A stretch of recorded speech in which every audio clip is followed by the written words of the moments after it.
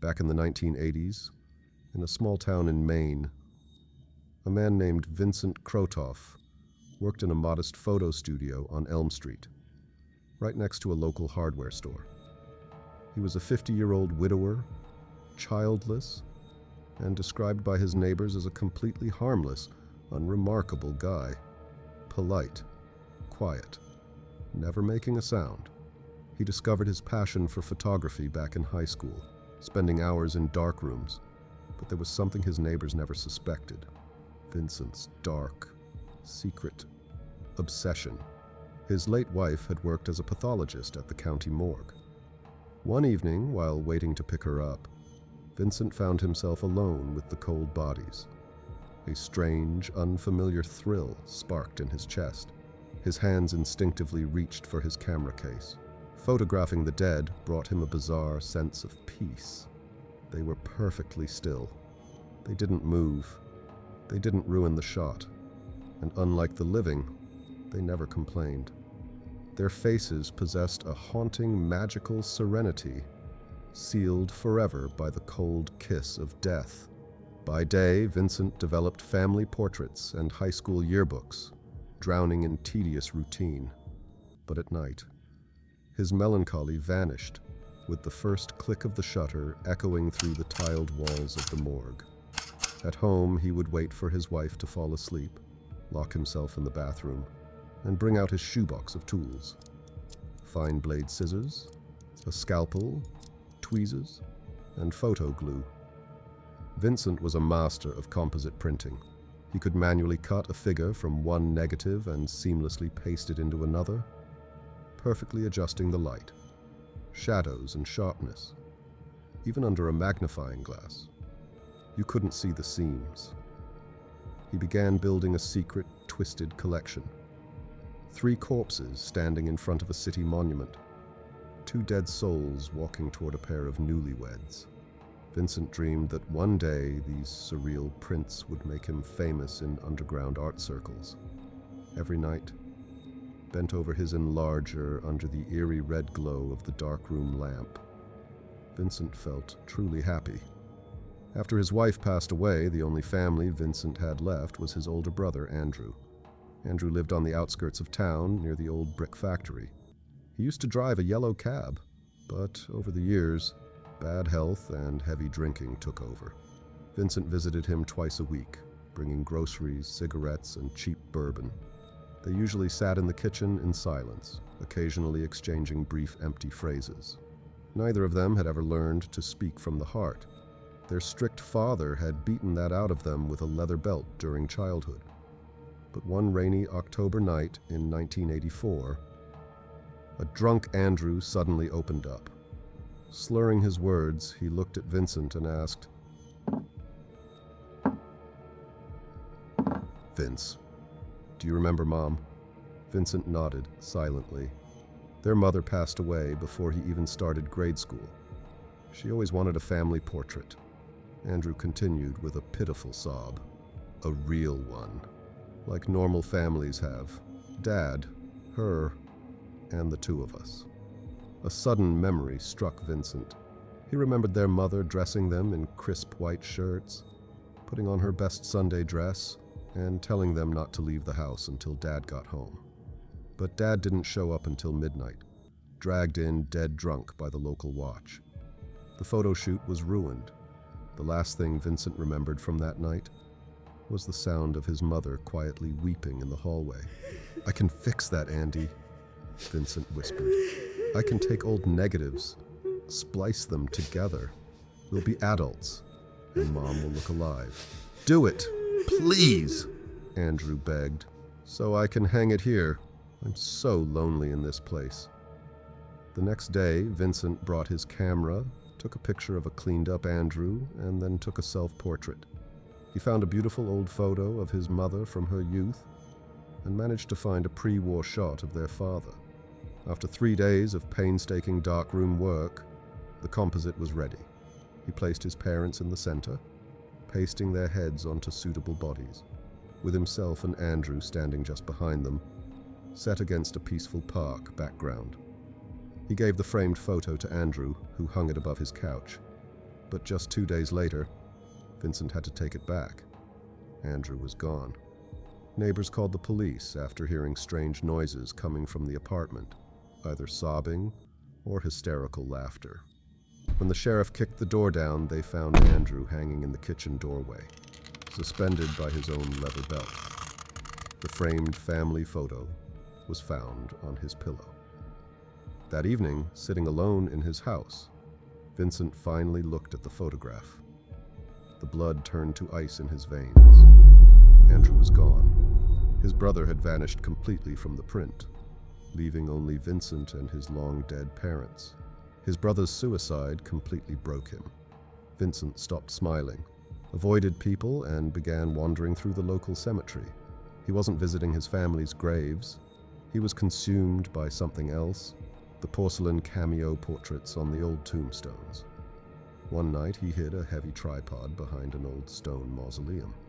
The next day he took his first shot, the gravestone portrait of a smiling Boy Scout named Billy, who died at just 11. Then came young Catherine, who missed her 18th birthday by a couple of months. Then chubby twin sisters, and a sharp-jawed 20-year-old boy named Rory. Vincent only targeted the young, those who died before turning 20. He felt an intense, agonizing sorrow radiating from their frozen gazes, a sense of an unlived, stolen future.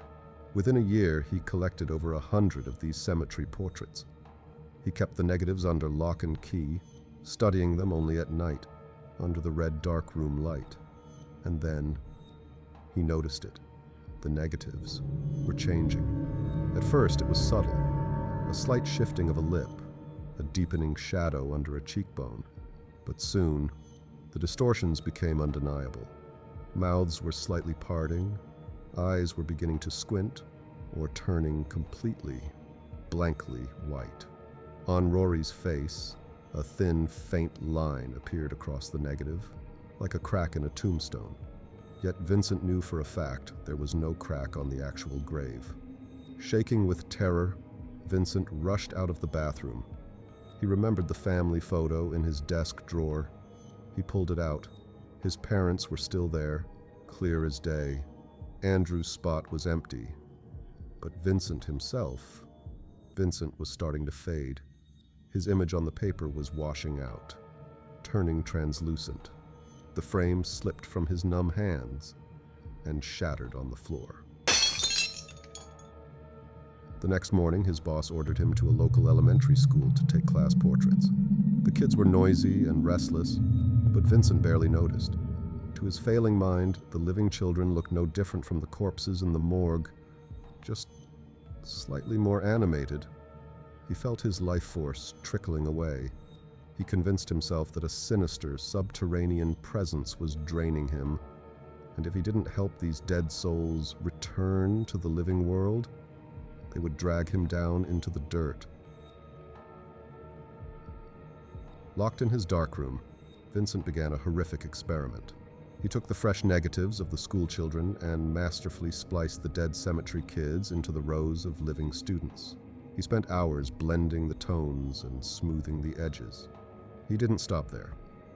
Over the next week, he secretly inserted a dead Boy Scout into a summer camp group photo, placed the deceased twin girls into a large family portrait, and edited a dead young girl into a white dress, replacing a bride at a wedding. For a moment, he felt relief. On his shattered family photo, his own fading figure stopped vanishing. He thought he had balanced the ledger by giving the dead what they wanted. He felt like a factory worker, emotionless and methodical. Cut, paste, roll, repeat. He altered 10 school classes and 4 kindergarten groups. But on Monday morning, Vincent checked his family photo and let out a pathetic whimpering cry. Beside his parents, his figure was gone. In its place was a faint, hollow silhouette, like a ghost from a vintage horror story. That night, he burned the photograph and walked to the cemetery one last time, without his camera. He stood before Rory's grave. In the pale moonlight, the young boy's face looked menacing. his eyes filled with pure malice. "Are you going to take me?" Vincent whispered into the freezing night. No answer came, only the distant, unnatural creaking of an old pine tree that sounded terrifyingly like a child's stifled giggle. Vincent stared into the porcelain eyes on the stone and choked back a scream. A sudden, monstrous realization flooded his mind, forcing everything into a chaotic, terrifying clarity. Before sprinting away from the graveyard in absolute panic, Vincent choked out a final whisper. "They, weren't, children. Whatever lived beneath the soil had used him. It had worn the faces of innocent dead children like masks, using Vincent as a vessel to scatter its foul, parasitic miasma into the homes of the living, through his photographs. The next day, Ms. Evans, a geography teacher at the local middle school, picked up the developed class photos from the studio and distributed them to her students.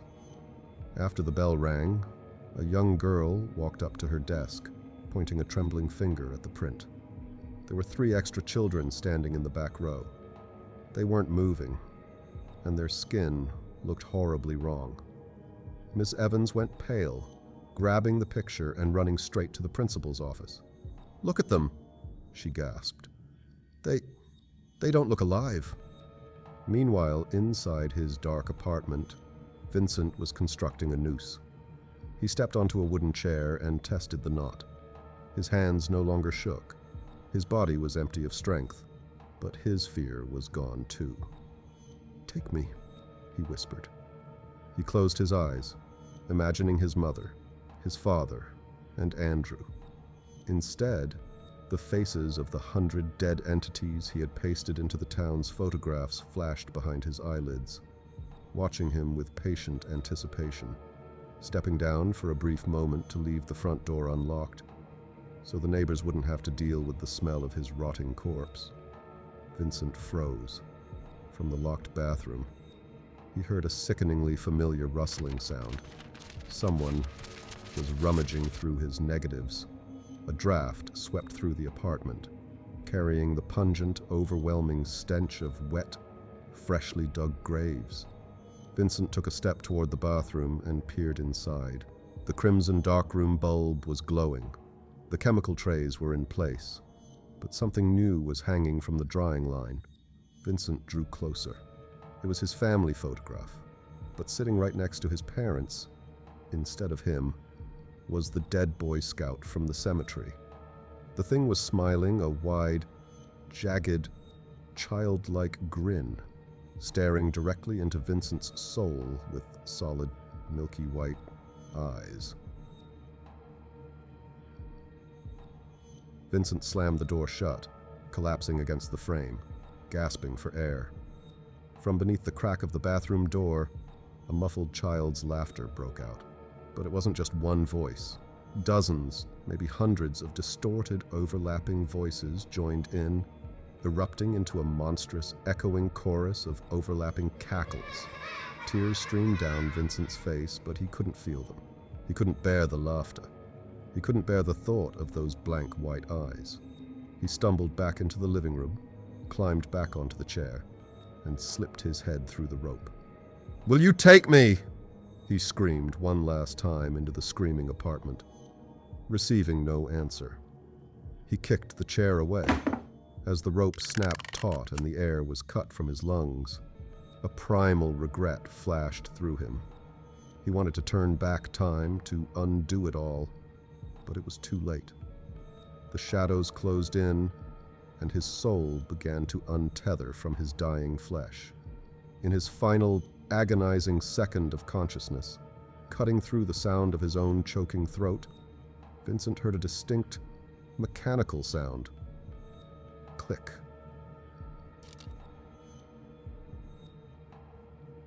The unmistakable sound of a camera shutter closing. He realized he was being photographed, and as the darkness took him, Vincent smiled into the noose, wider than he ever could in life.